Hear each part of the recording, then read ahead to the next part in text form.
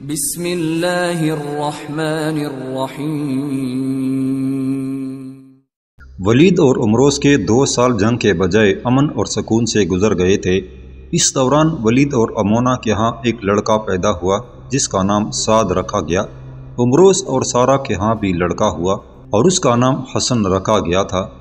دونوں بچے اب گھٹنوں کے بل چلنے لگے تھے، لیکن شاید ہسپانیہ کی سرزمین کو یہ امن، یہ سکون پسند نہ تھا۔ ولید پر پھر آشوب اور اندر جالیوں کے بادل منڈانے لگے تھے۔ ان ادبار کی ابتدا تلیتلیہ سے ہوئی۔ ان دنوں ولید، امونہ، عمروس اور سارہ اپنے ایک مختصر سے لشکر کے ساتھ یحییٰ المامون کی بیٹی کے نکاح میں شرکت کے لیے تلیتلیہ آئے ہوئے تھے۔ یحییٰ نے اپنی بیٹی کی شادی بلنسیا کے حکمران عبد الملک سے طے کی تھی۔ شادی کا ہنگامہ جب زوروں پر تھا اور رخصتی کی تیاری ہو رہی تھی، ولید اور عمروس اس عمارت کے پاس آئے جس کے اندر دلہن کو تیار کیا جا رہا تھا۔ ولید نے ایک بوڑھی عورت سے کہا کہ وہ امونہ اور سارہ کو باہر بھیجے۔ خود وہ دونوں باہر رک کر انتظار کرنے لگے تھے۔ تھوڑی دیر بعد سارہ باہر آئی۔ اس نے ولید کے بیٹے سعد اور اپنے بچے حسن دونوں کو اٹھا رکھا تھا۔ ولید نے فوراً پوچھ لیا، سارہ، امونہ کہاں ہے؟ سارہ نے پریشانی میں کہا، یا اخی، وہ تو آپ کی طرف گئی تھی۔ تھوڑی دیر قبل ایک عورت اسے بلانے آئی تھی۔ اس نے کہا تھا کہ امیر ولید تمہیں بلا رہے ہیں، لہٰذا امونہ اس عورت کے ساتھ آپ کی طرف چلی گئی۔ ولید نے بدحواسی میں کہا، لیکن میں نے تو اسے نہیں بلایا، نہ ہی وہ میری طرف گئی ہے۔ اس پر عمروس نے سخت غصے کا اظہار کرتے ہوئے کہا، اس کا مطلب ہے ہم سے دھوکہ ہوا ہے۔ اگر کسی نے میری بہن امونہ کو نقصان پہنچایا تو اس کے جسم پر خون گردش کرتا نہ رہے گا۔ اتنے میں ایک بوڑھی عورت جو ایک ٹانگ پر لگڑا کر چل رہی تھی قریب آئی اور ولید سے پوچھا، اے امیر، آپ کسے تلاش کر رہے ہیں؟ کیا آپ نے اپنی بیوی کو اس بگی کی طرف نہ بلایا تھا؟ ولید نے دیکھا ان کے دائیں ہاتھ ذرا فاصلے پر ایک بگی کھڑی تھی۔ اس بڑھیا نے کہا، ایک جوان لڑکی اس بگی کی طرف سے آپ کی بیوی کو بلانے آئی تھی اور آپ کی بیوی اس بگی کی طرف آئی تھی، کیا آپ اس بگی میں نہ تھے؟ ولید نے اس بڑھیا کو کوئی جواب نہ دیا اور وہ اس بگی کی طرف بھاگا۔ جب انہوں نے اندر جا کر دیکھا تو بگی خالی تھی۔ ولید اس بگی کے ارد گرد گھوڑوں کے گہرے اور نمایاں سموں کے نشانات کا جائزہ لینے لگا۔ پھر وہ 10-15 قدم مغرب کی طرف بڑھا، جیسے اس نے کسی کے کھوج کا تعاقب کیا ہو۔ پھر وہ عمروس کے پاس آیا اور فکرمند آواز میں کہا، عمروس، میرا خیال ہے کہ امونہ کو کوئی اٹھا کر لے گیا ہے۔ میں ان کے نشانات کے تعاقب میں جاؤں گا، تم شادی کی رسم کے بعد واپس چلے جانا۔ عمروس نے اندوہناک آواز میں کہا، میں کیسے آپ کو تنہا چھوڑ سکتا ہوں؟ میں آپ کے ساتھ جاؤں گا۔ ولید نے عمروس کو سمجھاتے ہوئے کہا، سنو عمروس، امونہ کسی مصیبت میں گرفتار ہو گئی ہے۔ میں اس کے اٹھانے والوں کا کھرا تلاش کرتا ہوا اس کے پیچھے جاؤں گا۔ میرے خیال کے مطابق اسی عیسائی جاسوس اٹھا کر لے گئے ہیں، کیونکہ وہ پہلے راہبہ تھی اور وہ کسی صورت پسند نہیں کر سکتے ایک راہبہ مسلمان ہو کر کامیاب زندگی بسر کرے۔ اسے چھڑانے کے لیے لشکر سے کام نہیں لیا جا سکتا۔ ہاں، اگر ایسی کوئی صورتحال پیش آئی تو میں لوٹ آؤں گا اور تمہیں ساتھ لے جاتے ہوئے فخر محسوس کروں گا۔ فی الحال میرا اکیلا جانا مناسب ہے۔ اگر اسے کشتالیہ کی عیسائی اٹھا کر لے گئے ہیں تو میں بیس بدل کر وہاں جاؤں گا اور امونہ کا سراغ لگانے کی کوشش کروں گا۔ اگر میں اسے اکیلا چھڑا سکا تو اسے لے کر آؤں گا، اور اگر لشکر کی ضرورت پیش آئی تو میں واپس لوٹ آؤں گا۔ اب ضد نہ کرنا عمروس، یہ امونہ کی زندگی اور میری عزت کا سوال ہے۔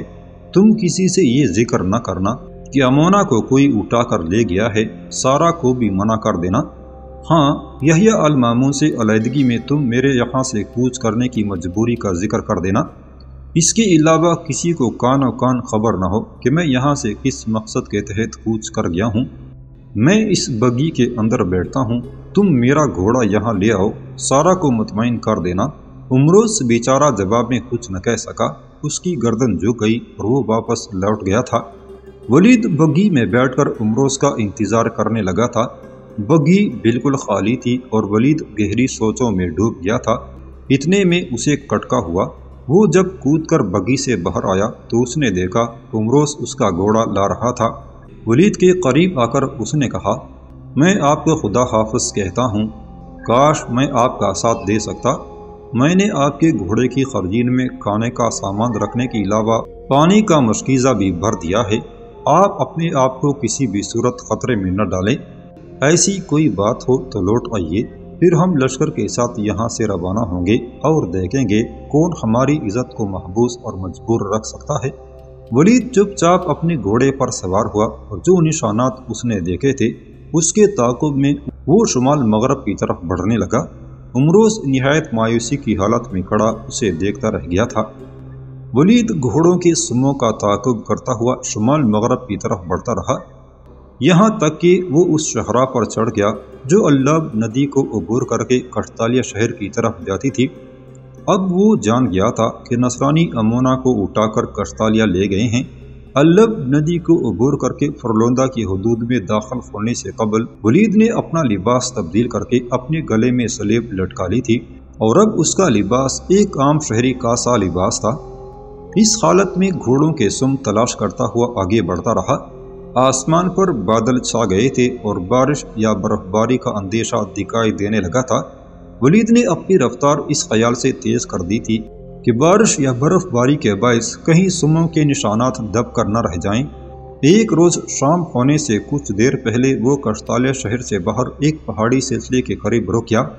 اس کوہستان کے اوپر ایک بہت بڑا اور اونچے اونچے کلیسوں والا کلیسا تھا، اور ان سموں کے نشانات جن کا تعاقب کرتا آیا تھا پہاڑ کے اسی کلیسا کی طرف چلے گئے تھے۔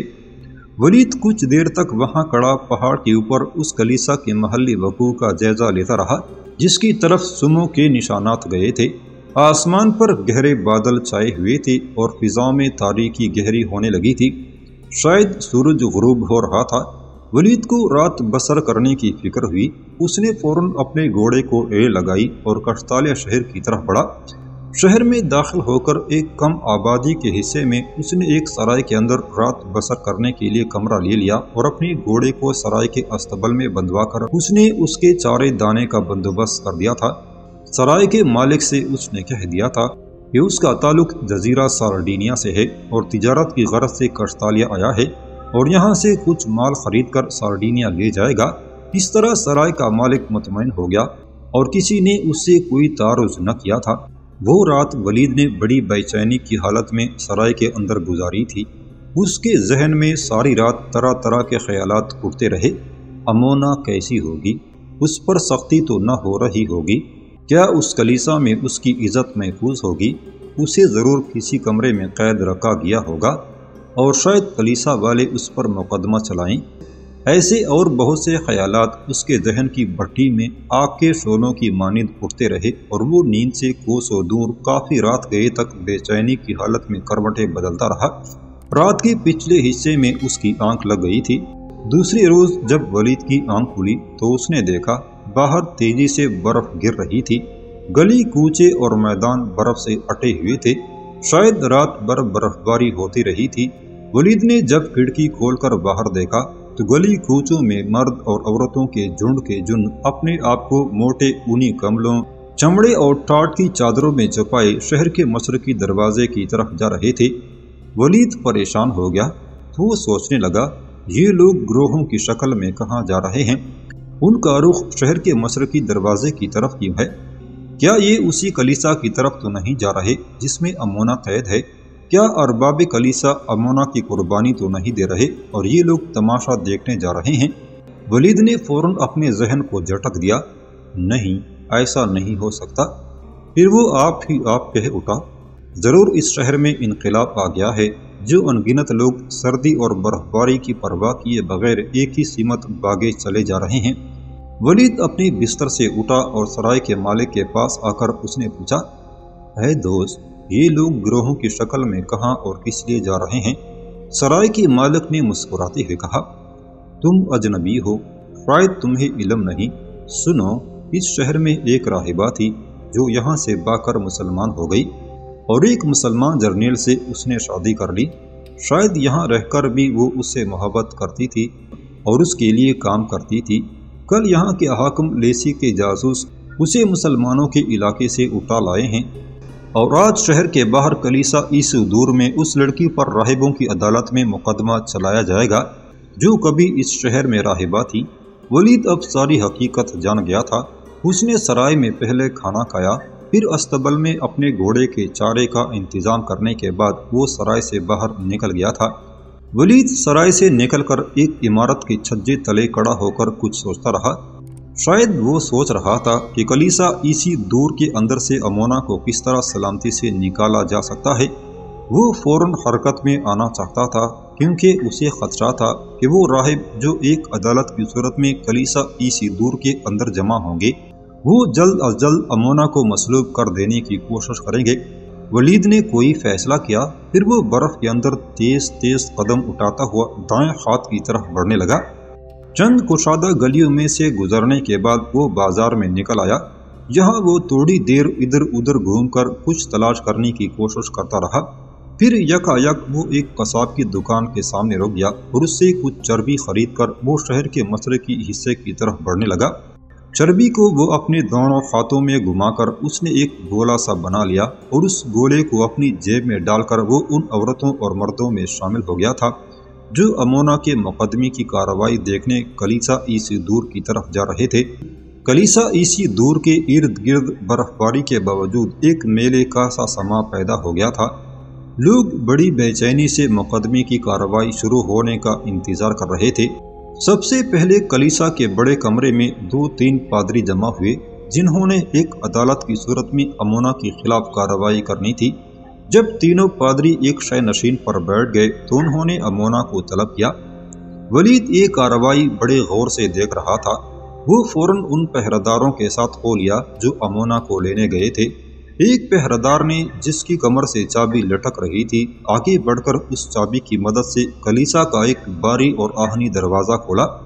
ولید ان کی ایک ایک حرکت کو غور سے دیکھ رہا تھا۔ انہوں نے اس کمرے کے اندر سے امونا کو نکالا۔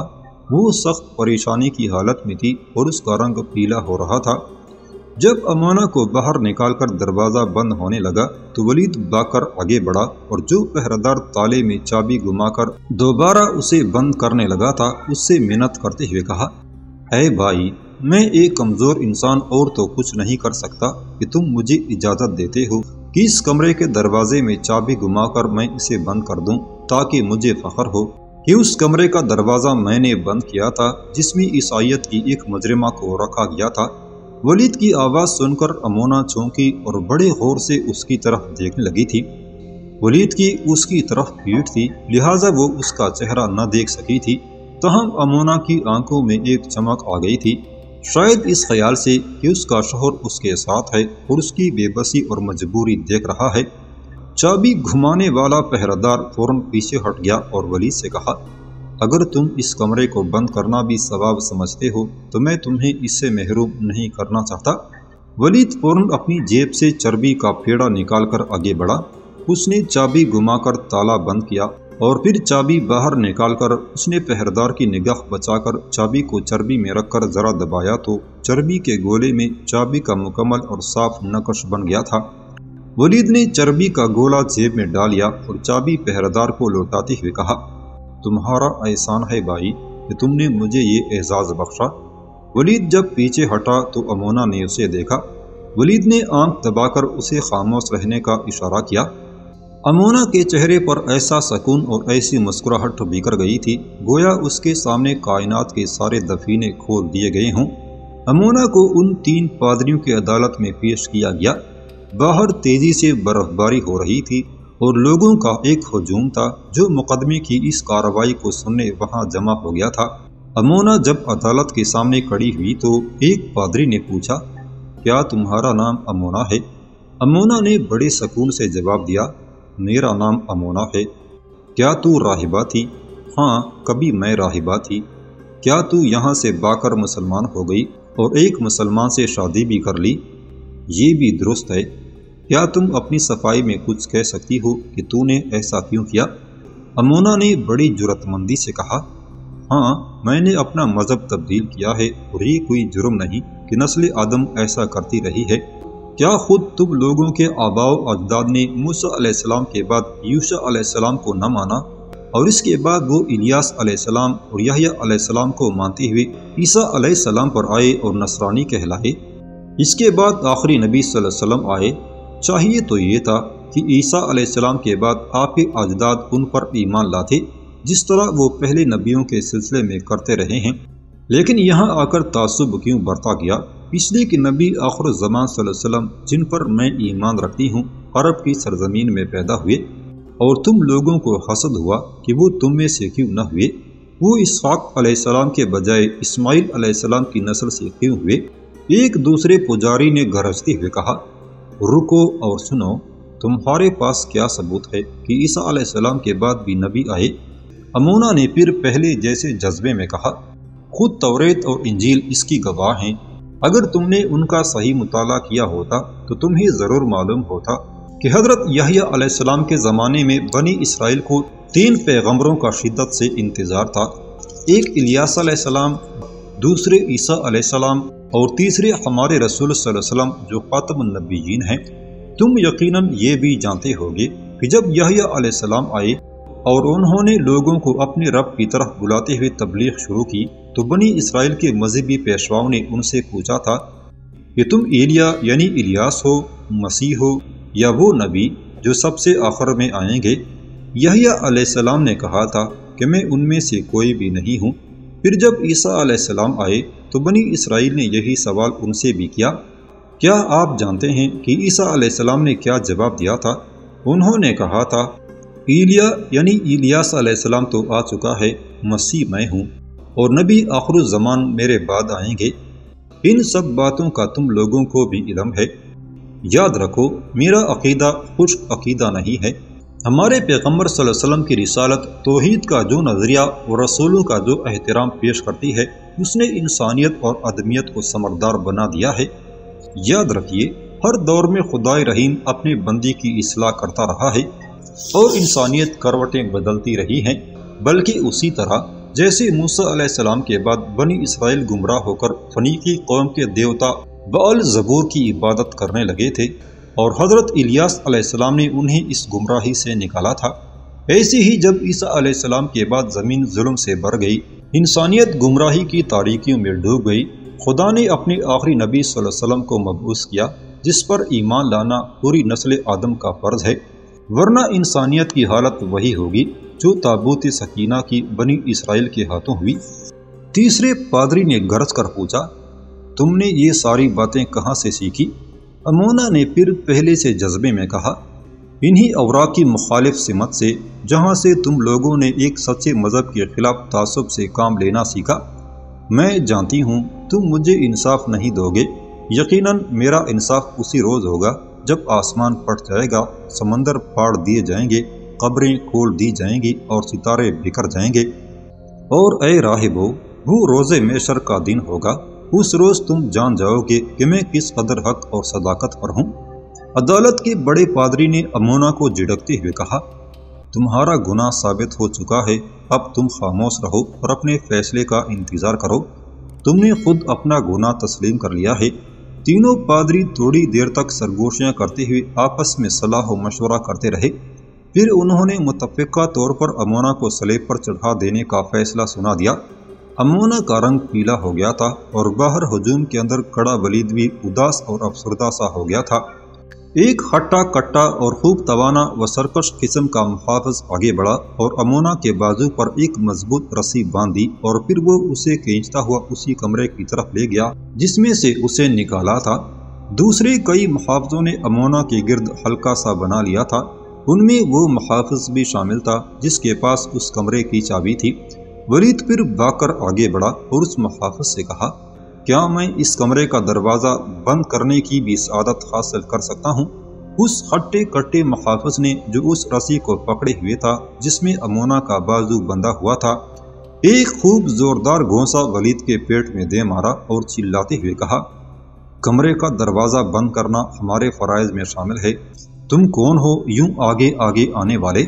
مکھا کھا کر ولید بے بسی کی حالت میں پتریلی زمین پر گر گیا تھا۔